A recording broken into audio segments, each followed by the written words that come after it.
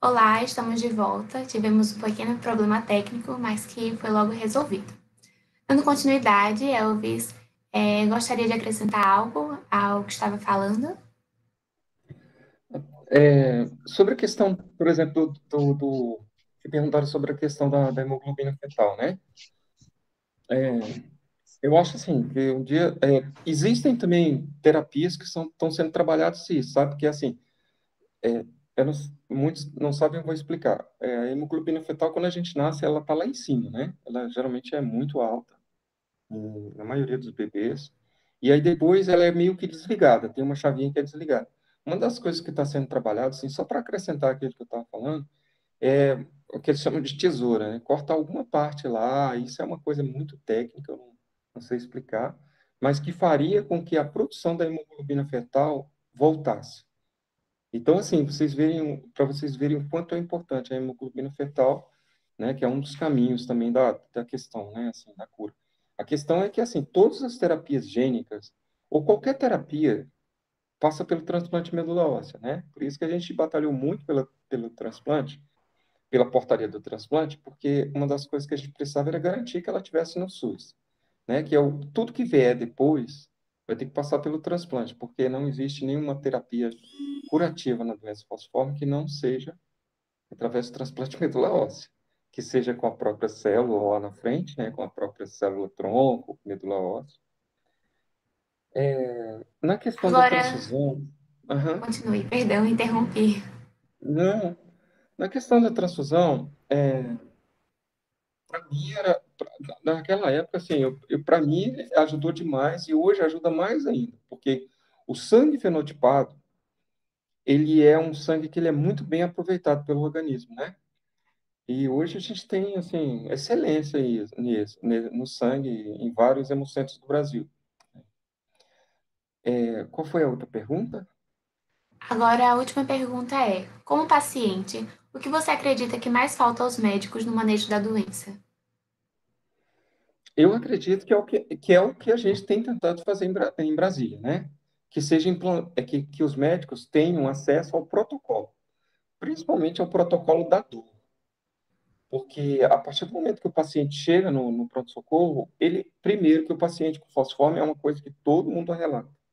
Quando ele vai para a emergência, é porque ele não deu conta de resolver em casa. Ele já tomou a dipirona, já tomou outra dipirona, já tomou no tramal, já fez tudo que vocês podem imaginar que ele podia fazer em casa. Ele já tomou banho quente, entrou debaixo das cobertas para aquecer, para ver se a crise para.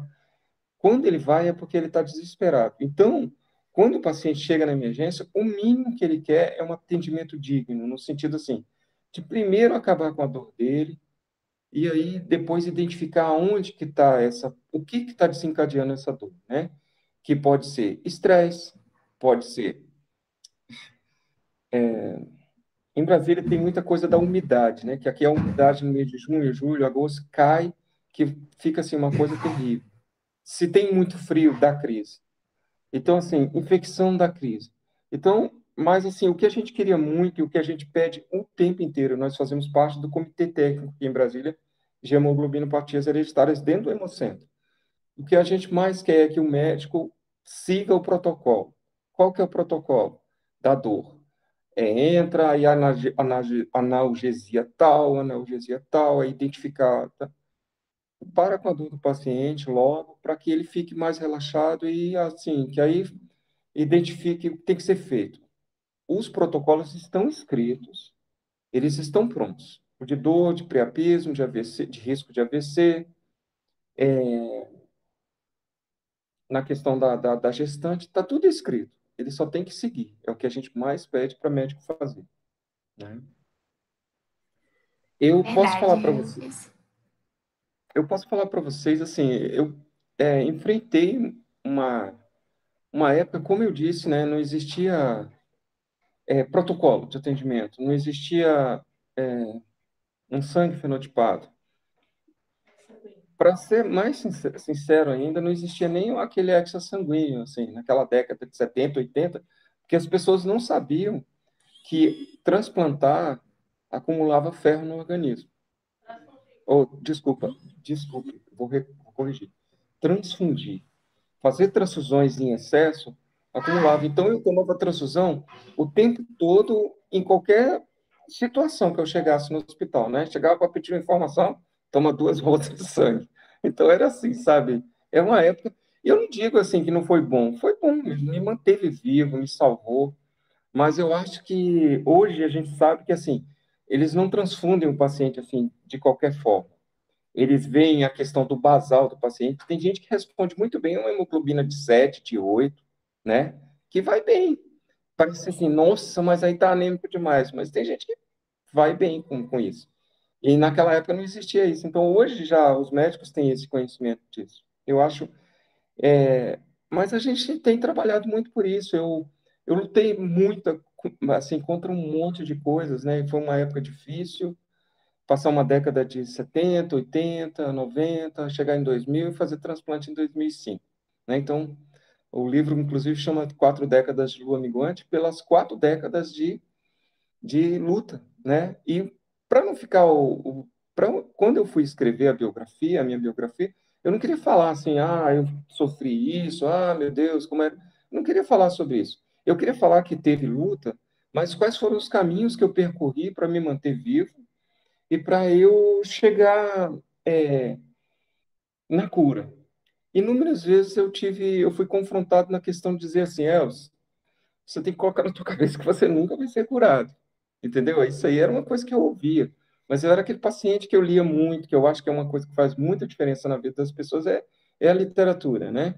E eu vivi numa Brasília que era uma ebulição de cultura, né? A década de 80 foi a década das grandes bandas de rock do Brasil, da Legião Urbana, né? De tanta coisa boa que aconteceu, da literatura que era assim, a nossa juventude lia um absurdo, ouvia um absurdo. E ouvia a música que falava que quem acredita sempre alcança, da Legião Urbana, do Renato Russo, né? No dia do lançamento do meu livro, quem estava lá foi a mãe do Renato Russo, sabe? Foi muito legal. Foi uma terça-feira chovendo e lotou o lugar. E foi lá a dona Carminha para poder prestigiar o livro, porque ela sabia que no livro eu falava muito da Legião Urbana, porque eu falava como eu falava de acreditar e de como era importante ter literatura e cultura, como era importante a gente acreditar num futuro melhor e como Brasília inspirava, né? Como as coisas poderiam ser diferentes desde que você acreditasse que podia ser diferente. E foi muito legal isso. Escrever a biografia foi difícil porque eu tinha que fazer relatos que eram sofridos, mas eu também fiz relatos do quanto minha vida foi boa, apesar da dificuldade, entendeu? O quanto foi legal, assim, de uma juventude que tinha uma satisfação, uma alegria enorme. Eu tive amigos e família, esposa e filho que me apoiaram, né? Que foi difícil, mas a gente acreditava que podia ser diferente, que é isso que foi bacana. Muito obrigada, Elvis, por essa palestra incrível que nos foi apresentada, de uma temática tão importante quanto essa, né? Não apenas para o nosso futuro como profissionais da saúde, mas também como seres humanos, ao olharmos, né, ao termos a visão do outro. E foram relatos bem impactantes. Eu simplesmente achei incrível a forma como foi ministrada. Parabéns. E não é só uma opinião minha, mas também de outras pessoas no chat está comentando sobre isso. E agradecemos mais uma vez a sua presença aqui no nosso simpósio. Ela agregou muito para o nosso conhecimento. E continue assim, divulgando uma causa tão séria quanto esta, né? A causa da doença falciforme. Muito obrigada. Eu Bem, que agora daremos um intervalo de 10 minutos. Continue, Elvis. muito grato a vocês todos e eu desejo que vocês sejam excelentes profissionais, humanos, que olhem além da dor, além da doença. Olhem as pessoas, olhem elas como seres humanos que são iguais a vocês. Essa coisa da humanização, ela pode ter certeza que é uma via de mão dupla. Elas parece que é para o outro, mas na verdade é para a gente mesmo. A gente só cresce espiritualmente quando a gente olha para as pessoas com humanidade, com carinho, com respeito, com amor. É isso que muda a vida da gente. Verdade, Elvis. Muito obrigada. Eu que agradeço. E agora daremos um intervalo de 10 minutos antes de continuarmos a próxima palestra, que será ministrada pela doutora Cíntia Leite e terá como tema doação de sangue e Covid-19. Lembrar que os sorteios eles serão feitos no final dessa próxima apresentação. Agradeço a presença de todo mundo aqui presente.